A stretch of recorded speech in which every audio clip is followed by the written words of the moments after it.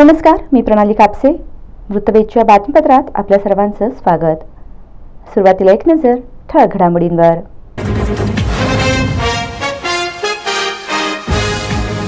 अक्कलकोट रोडवरील MIDC परिसरातील Annapurna textile भीषण आगीच्या भक्ष्यस्थानी. कोट्यावधींचे झाले नुकसान. सुदैवाने जीवितहानी टळली. सुशीलकुमार शिंदेंसह आमदार राम सातपुतेंनी दरगड परिवाराचे केले सांत्वन. थकबाकीदारांच्या मिळकतींवर पालिका प्रशासन एप्रिल-मे मध्ये चढविणार बोजा. महापालिका उपायुक्त आशिष लोकरे यांची माहिती. आमदार प्रणिती शिंदेंच्या पत्राची निवडणूक आयोगाने घेतली. आचारसंहितेच्या नियमांतर्गत पाणी वाटपासाठी मुभा देण्यासंदर्भात कार्यवाहीचे जिल्हाधिकाऱ्यांना दिले आदेश.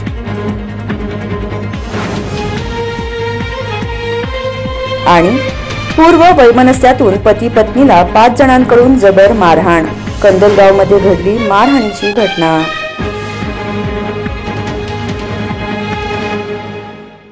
अक्कलकोट रोडवरील MIDC परिसरातील दरगड यांच्या अन्नपूर्णा टेक्सटाईलला भीषण आग लागली. सदरची घटना समजताच सोलापूर लोकसभेचे उमेदवार आमदार राम सातपुते यांनी घटनास्थळी भेट देऊन दरगड परिवाराचे सांत्वन केले. अक्कलकोट रोडवरील MIDC परिसरातील अन्नपूर्णा टेक्सटाईलला सकाळी 8:30च्या सुमारास अचानक आग लागली. सदरची आग मोठ्या प्रमाणात लागल्याने अग्निशामक दलाच्या गाड्यांसह खासगी वॉटर टँकरच्या माध्यमातून आग विझवण्यासाठी शर्थीचे प्रयत्न केले.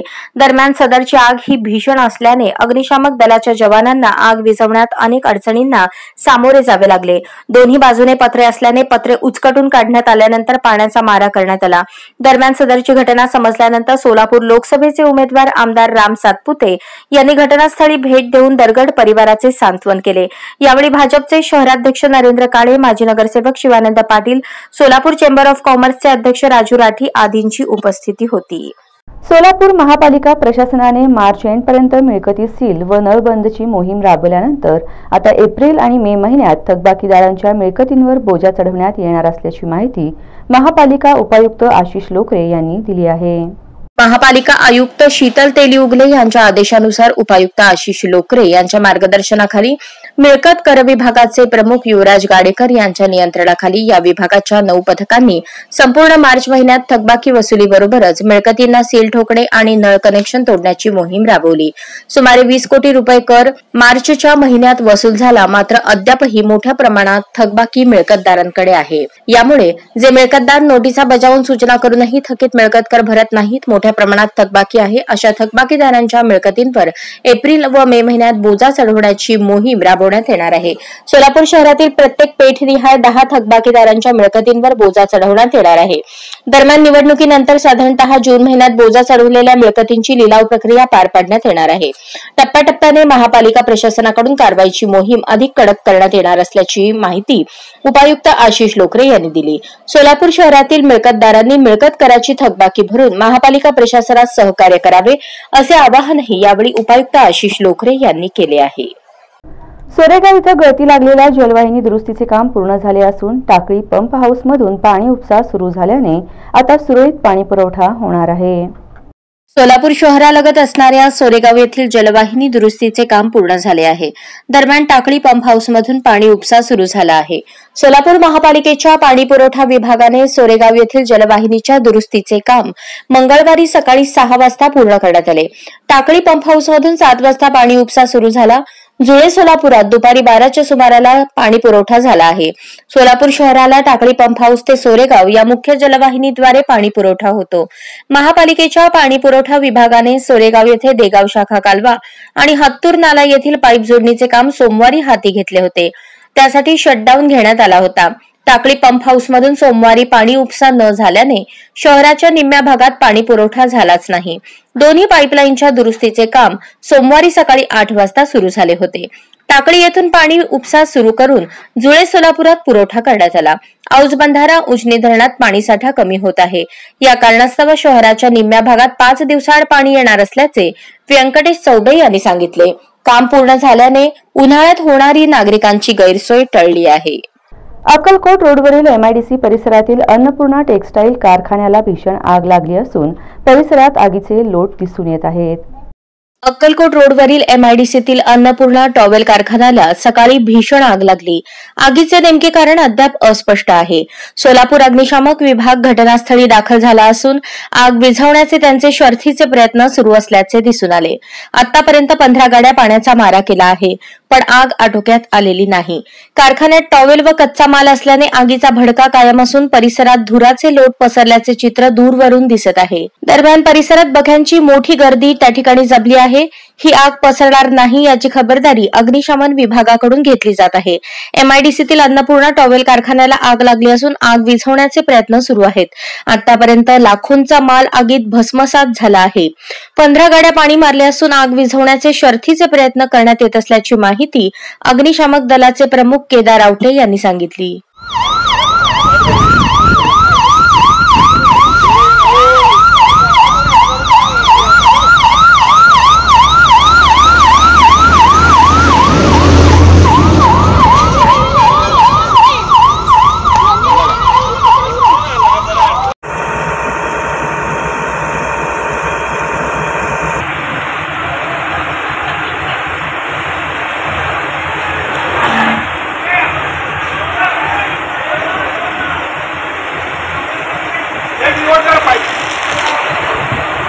कारखाना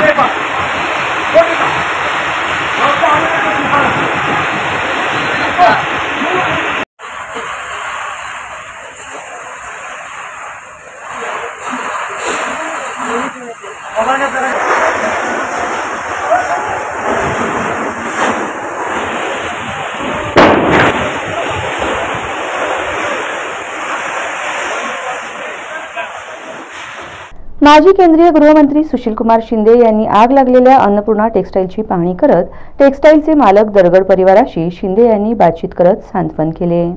सोलापूर शहरातील अक्कलकोट MIDC मधील अन्नपूर्णा टेक्सटाईल कारखान्याला आग लागून कोट्यवधींचे नुकसान झाले आहे, मात्र सुदैवाने कोणतीही जीवितहानी झाली नाही. दरम्यान घटनास्थळी माजी केंद्रीय गृहमंत्री सुशीलकुमार शिंदे यांनी पाहणी करत अन्नपूर्णा टेक्सटाईलचे मालक दरगड परिवाराशी बातचीत करत शिंदे यांनी त्यांचे सांत्वन केले. यावेळी चेतन नरोटे, अशोक निंबर्गी, तिरुपती परकीपंडला आदी उपस्थित होते. आमदार प्रणिती शिंदे यांनी तत्परता दाखवत अपघातात मयत ऊसतोड मजुरांच्या कुटुंबियांसाठी धावून जात तात्काळ चिखलगी शिरनांदगी या गावात जाऊन अंत्यविधीला हजेरी लावली. नातेवाईकांचे सांत्वन केले आणि तातडीने आर्थिक मदत दिली. ऊसतोड करून परत येणाऱ्या मजुरांच्या ट्रॅक्टरला अपघात झाल्याने 3 कामगारांचा दुर्दैवी मृत्यू झाला. ही घटना समजताच आमदार प्रणिती शिंदे यांनी तात्काळ चिखलगी व शिरनांदगी या गावात जाऊन अंत्यविधीला हजेरी लावली. नातेवाईकांचे सांत्वन केले आणि तातडीने आर्थिक मदत दिली. ऊसतोड कामगार ऊसतोडणीसाठी गुरुदत्त सहकारी साखर कारखाना शिरोळ येथे गेले होते. यंदाचा गळीत हंगाम संपवून काही मजूर गावाकडे जात होते. सोमवारी मध्यरात्री 2च्या सुमारास त्यांच्या ट्रॅक्टरमध्ये बिघाड झाला, त्यामुळे ट्रॅक्टर रस्त्याच्या बाजूला उभा करून दुरुस्त केला जात होता. तेवढ्यात पाठीमागून येणाऱ्या आंध्र प्रदेशातील एका ट्रकने त्यांना जोराची धडक दिली. या अपघातात शालन दत्तात्रय खांडेकर वय 30 राहणार शिरनांदगी, जगम्मा तम्मा हेगडे वय 35, दादा आप्पा ऐवळे वय 17, नीलाबाई परशुराम ऐवळे राहणार चिखलगी यांचा जागीच मृत्यू झाला. या घटनेने दोन्ही गावात शोककळा पसरली आहे. आमदार प्रणिती शिंदे यांच्या पत्राची दखल घेत आयोगाने ग्रामीण भागात टँकरच्या माध्यमातून स्वयंसेवी संस्थांना आचारसंहितेच्या नियमांतर्गत पाणी वाटपासाठी मुभा देण्यासंदर्भात योग्य ती कार्यवाही करण्याचे आदेश जिल्हाधिकारी यांना दिले आहेत. सोलापूर शहर आणि ग्रामीण भागामध्ये पाण्याचा प्रश्न गंभीर झाला आहे. त्यातच लोकसभा निवडणुका आल्याने स्वयंसेवी आणि सामाजिक कार्य करणाऱ्या संस्थांना पाणी पुरवठा करण्याच्या कामात आचारसंहितेचा अडथळा निर्माण होणार होता. मात्र पाणी पुरवठा करण्याच्या सामाजिक कार्याला आचारसंहितेतून मुभा मिळावी यासाठी महाविकास आघाडीच्या सोलापूर लोकसभेच्या उमेदवार आमदार प्रणिती शिंदे यांनी निवडणूक आयोगाला पत्र लिहिले होते. त्या पत्राची दखल घेत ग्रामीण भागात टँकरच्या माध्यमातून स्वयंसेवी संस्थांना आचारसंहितेच्या नियमांतर्गत पाणी वाटपासाठी मुभा देण्यासंदर्भात योग्य ती कारवाई करण्याचे आदेश जिल्हाधिकारी यांना दिले आहेत. लोकसभा निवडणुका ऐन उन्हाळ्यात आल्या आहेत. त्यातच शहर आणि ग्रामीण भागात यंदा दुष्काळाचे सावट असून मोठ्या प्रमाणात पाणी टंचाई निर्माण झाली आहे. त्यामुळे अनेक भागात पाणी पुरवठा करणे गरजेचे होते. यासाठी काही सामाजिक आणि स्वयंसेवी संस्थांकडून पुढाकार घेत पाणी पुरवठा केला जातो. मात्र यावेळी निवडणुकांच्या आचारसंहितेमुळे अशा प्रकारच्या समाजसेवेला निर्बंध येत होते. मात्र निवडणुकीच्या काळात नागरिकांना पाणी मिळायला हवे ही बाब लक्षात घेऊन पाण्या वाचून जनतेची अडचण होऊ नये यासाठी आमदार प्रणिती शिंदे यांनी निवडणूक आयोगाला टँकरच्या माध्यमातून पाणी पुरवठा करण्यासंदर्भात आचारसंहितेतून मुभा देण्याची मागणी केली होती। दरम्यान प्रणिती शिंदे यांनी केलेल्या मागणीला यश आले असून निवडणूक आयोगाने सोलापूरचे जिल्हाधिकारी कुमार आशीर्वाद यांना भारत निवडणूक आयोगाद्वारे देण्यात आलेल्या सर्व मार्गदर्शक सूचना विचारात घेऊन आणि आदर्श आचारसंहितेचा भंग होणार नाही याची दक्षता घेऊन आपल्या स्तरावर पाणी टंचाईग्रस्त भागात टँकरच्या माध्यमातून पाणी पुरवठ्याच्या सामाजिक कार्यास आचारसंहितेमधून मुभा देण्यासंदर्भात आवश्यक ती कार्यवाही करण्याची सूचना केली आहे। मुद्द्याचा बोलाव या अभियानातून प्रणिती शिंदे सोलापुरातील विविध समाज घटकांशी संवाद साधणार आहेत। सोलापूर लोकसभा निवडणुकीच्या प्रचाराची रणधुमाळी सुरू झाली आहे। ही लोकसभा निवडणूक सोलापूरच्या मूलभूत प्रश्नांवरती आणि मुद्द्यांवरती लढली जावी यासाठी महाविकास आघाडीच्या उमेदवार प्रणिती शिंदे यांच्या वतीने मुद्द्याचं बोलावो हे अभियान सुरू करण्यात येणार आहे। या अभियानांतर्गत प्रणिती शिंदे या शेतकरी, महिला, युवक यांच्यासह सोलापुरातील विविध समाज घटकांशी मूलभूत मुद्द्यांवर संवाद साधून त्यांच्या समस्या जाणून घेणार आहेत। तसेच सत्ताधाऱ्यांना सोलापूरकरांच्या मुद्द्यावर बोलायला भाग पाडणार आहेत। अभियानाच्या पहिल्या दिवशीच म्हणजे बुधवारी ते सोलापूर शहरातील रिक्षा चालकांशी संवाद साधणार आहेत। सोलापूर शहरातील होम मैदान येथे त्या रिक्षा चालकांशी संवाद साधतील। सोलापूर विद्यापीठाच्या परीक्षांना शुक्रवारपासून 60 केंद्रांवर परीक्षेस सुरुवात होणार असून पारंपरिक अभ्यासक्रमांसाठी 35,000 विद्यार्थी परीक्षा देणार असल्याची माहिती परीक्षा व मूल्यमापन मंडळाचे संचालक डॉ. श्रीकांत अंधारे यांनी दिली। पुण्यश्लोक अहिल्यादेवी होळकर सोलापूर विद्यापीठाच्या विविध अभ्यासक्रमांच्या परीक्षांना शुक्रवार दिनांक 5 एप्रिल पासून सुरुवात होणार असल्याची माहिती परीक्षा व मूल्यमापन मंडळाचे संचालक डॉ. श्रीकांत अंधारे यांनी दिली। सुरुवातीला पारंपरिक अभ्यासक्रमांच्या परीक्षांना सुरुवात होणार असून यामध्ये शहर व जिल्ह्यातील 60 केंद्रांवर सुमारे 35,000 विद्यार्थी परीक्षा देणार असल्याचेही त्यांनी सांगितले। कुलगुरू प्राध्यापक प्रकाश महानवर आणि प्रभारी कुलगुरू प्राध्यापक लक्ष्मीकांत दामा यांच्या मार्गदर्शनाखाली परीक्षा व मूल्यमापन मंडळ विभागाकडून परीक्षेचे चोख नियोजन करण्यात आले आहे। यानुसार विद्यापीठाच्या संकेतस्थळावर परीक्षेचे वेळापत्रक प्रसिद्ध करण्यात आले आहे। 5 एप्रिल 2024 पासून BA, BCom, BSc, BCA आणि BBA या अभ्यासक्रमांच्या सर्व सत्रांच्या परीक्षांना सुरुवात होईल। शहर व जिल्ह्यातील विद्यापीठ संलग्नित महाविद्यालयांच्या केंद्रांवर या परीक्षेचे नियोजन करण्यात आले आहे। पारंपरिक अभ्यासक्रमांसाठी सुमारे 35,000 विद्यार्थ्यांनी परीक्षा फॉर्म भरले आहेत। व्यावसायिक अभ्यासक्रमांसाठी परीक्षा फॉर्म भरण्याची प्रक्रिया सध्या सुरू आहे। पहिल्यांदा पारंपरिक अभ्यासक्रमांच्या परीक्षांना सुरुवात होईल, त्यानंतर फार्मसी, विधी, इंजिनिअरिंग या व्यावसायिक अभ्यासक्रमांच्या परीक्षांना 10 मे 2024 पासून सुरुवात होणार आहे। त्याचे वेळापत्रक विद्यापीठाच्या संकेतस्थळावर जाहीर करण्यात येईल। मे मध्ये व्यावसायिक अभ्यासक्रमांच्या परीक्षा सुरू होतील। वेळेत परीक्षा घेऊन वेळेत निकाल लावण्याची व्यवस्था विद्यापीठ प्रशासनाकडून करण्यात येत आहे। विद्यार्थ्यांनी या परीक्षांना अभ्यास करूनच सामोरे जावे असे आवाहन कुलगुरू प्राध्यापक प्रकाश महानवर यांनी केले। परीक्षा देताना कॉपीसारख्या गैरप्रकारांना रोखण्यासाठी 3 भरारी पथकांची नियुक्ती करण्यात आली आहे। परीक्षा केंद्रांना भरारी पथके भेट देऊन विद्यार्थ्यांची तपासणी करतील। कॉपी सारखे गैरप्रकार आढळल्यास संबंधितांवर कारवाई करण्यात येईल असेही परीक्षा विभागाकडून सांगण्यात आले। त्यामुळे अभ्यास करूनच विद्यार्थ्यांनी परीक्षेला सामोरे जावे असे आवाहन करण्यात आले आहे। कंदलगावमध्ये मागील भांडणाच्या रागातून पती पत्नीला 5 जणांकडून जबर मारहाण केल्याची घटना घडली आहे। जखमीचा खासगी रुग्णालयात उपचार सुरू असल्याचे सांगण्यात आले। दक्षिण सोलापूर तालुक्यातील कंदलगाव येथील सरकारी दवाखान्याजवळ मागील भांडणाच्या रागातून बसवराज रखमण्णा सपताळे आणि त्यांची पत्नी नागम्मा बसवराज सपताळे यांना 5 जणांकडून तलवार, लोखंडी सळई आणि बांबूने जबर मारहाण करण्यात आली। सोमवार दिनांक 1 एप्रिल रोजी सकाळी 8:30च्या सुमारास ही मारहाण झाली। मुत्तण्णा रामचंद्र सपताळे, योगेश रामचंद्र सपताळे, सोमनाथ रेवप्पा भनकोरे, मंगल सोमनाथ सपताळे, लक्ष्मीबाई रामचंद्र सपताळे या 5 जणांनी मिळून पती पत्नीला तलवारीने, लोखंडी रॉड आणि बांबूने जबर मारहाण केली। या मारहाणीत बसवराज सपताळे यांच्या हाताला गंभीर जखम, पाठीला आणि पायाला मुकामार लागला आहे। तसेच त्यांची पत्नी नागम्मा यांच्या डोळ्याला, कानाला आणि सर्वांगास मुकामार लागला आहे। या मारहाणीत नागम्मा यांच्या गळ्यातील सोन्याचे 1 तोळ्याचे मंगळसूत्र, अर्ध्या तोळ्याचे कानातले गहाण झाले आहे।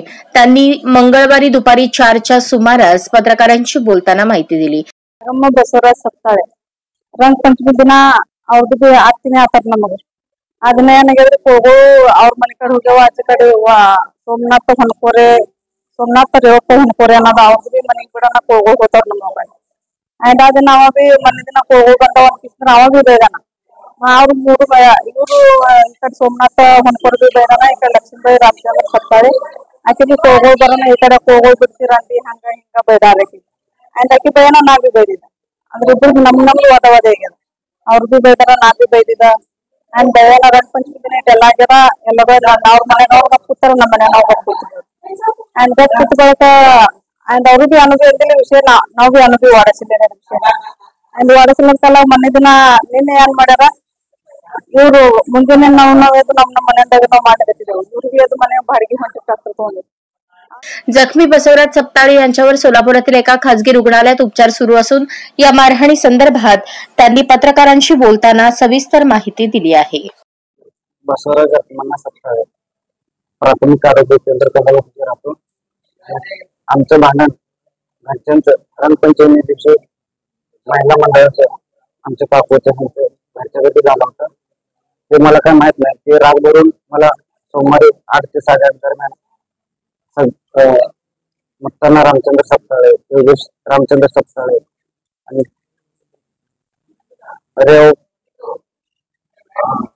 रेवप्पा हनकोरे आणि मंगल हनकोरे आणि लक्ष्मीबाई रामचंद्र सपकाळे यांनी सगळेजण बाहेर येऊन आमच्या मालकीला मारत होते. म्हणून बाहेर येऊन बघितलं तर सगळेजण मारायला लागले होते. मला पण मारले आणि पैसा आणि सळई आणि लाकडाने मारहाण केल्यानंतर मुक्का मार लागल्यानं मला काहीच कळलं नाही तेव्हा आणि मला धमकी पण दिलं. त्याच्यानंतर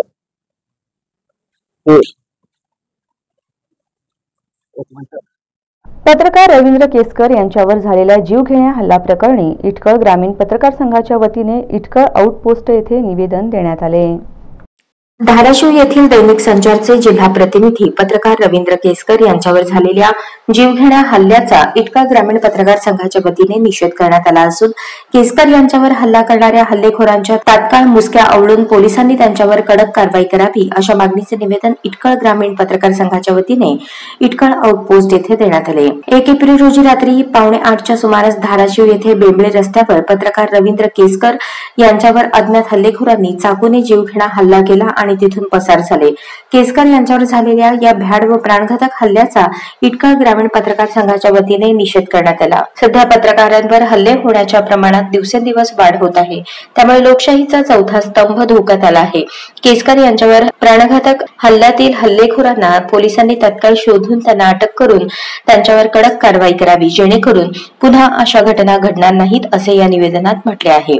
इटकळ आउटपोस्टचे पोलीस हवालदार नागेश साळुंके यांना निवेदन देण्यात आले. या निवेदनावर इटकळ ग्रामीण पत्रकार संघाचे अध्यक्ष दिनेश सलगरे, उपाध्यक्ष लियाकत खुदादे, सचिव केशव गायकवाड, चांद शेख, नामदेव गायकवाड, बालाजी गायकवाड, काळू जाधव आदी पत्रकार बांधव यांच्या स्वाक्षऱ्या आहेत. श्री संत सद्गुरू भवानसिंग महाराज मंदिर यात्रा मोठ्या उत्साहात व विविध धार्मिक कार्यक्रमाने संपन्न झाली. श्री संत सद्गुरू भवानसिंग महाराज मंदिर यात्रा मोठ्या उत्साहात व विविध धार्मिक कार्यक्रमांनी संपन्न झाली. श्री सद्गुरू संत भवानसिंग महाराज यांच्यामुळे वागदरी गावाला वारकरी संप्रदायाचा वारसा लाभला असून दरवर्षी श्री संत भवानसिंग महाराज भजनी मंडळ यात्रा कमिटी व समस्त ग्रामस्थांच्या वतीने ग्रामदैवत सद्गुरू संत भवानसिंग महाराज यांची यात्रा भरवली जाते. याही वर्षी 31 मार्च व 1 एप्रिल 2024 2 दिवसीय यात्रा भरवण्यात आली.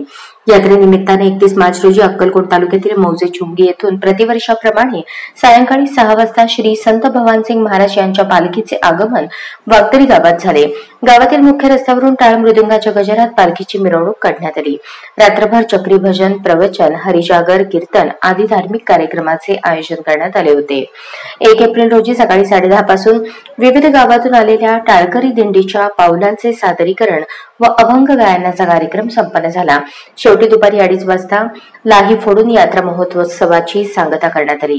यावेळी वागदरी, नळदुर्ग, शहापूर, गुजनूर, दहिटणा, खुदावाडी, लोहगाव, नंदगाव, होर्टी, मुरटा, चिकुंद्रा, किलत, सराटी परिसरातील हजारो भाविक भक्तांनी श्री संत भवानसिंग महाराज व संत चोखोबा महाराज यांच्या समाधीचे दर्शन घेतले.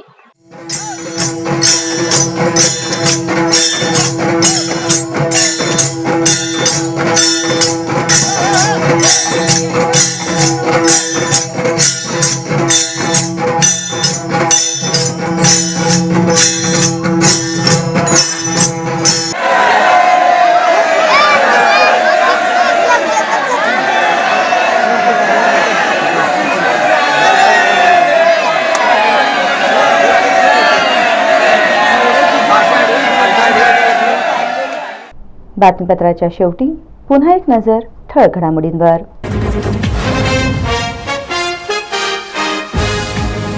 अक्कलकोट रोडवरील MIDC परिसरातील अन्नपूर्णा टेक्सटाईल भीषण आगीच्या भक्ष्यस्थानी. कोट्यावधींचे झाले नुकसान, सुदैवाने जीवितहानी टळली. सुशीलकुमार शिंदेंसह आमदार राम सातपुतेंनी दरगड परिवाराचे केले सांत्वन. थकबाकीदारांच्या मिळकतींवर पालिका प्रशासन एप्रिल-मे मध्ये चढविणार बोजा. महापालिका उपायुक्त आशिष लोकरे यांची माहिती. आमदार प्रणिती शिंदेंच्या पत्राची निवडणूक आयोगाने घेतली. आचारसंहितेच्या नियमांतर्गत पाणी वाटपासाठी मुभा देण्यासंदर्भात कार्यवाहीचे जिल्हाधिकाऱ्यांना दिले आदेश.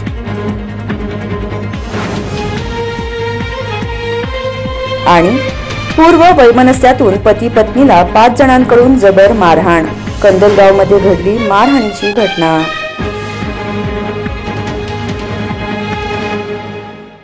या बातम्यांसह इथेच थांबूयात. पुन्हा भेटूयात पुढील बातमीपत्रात. तोपर्यंत नमस्कार.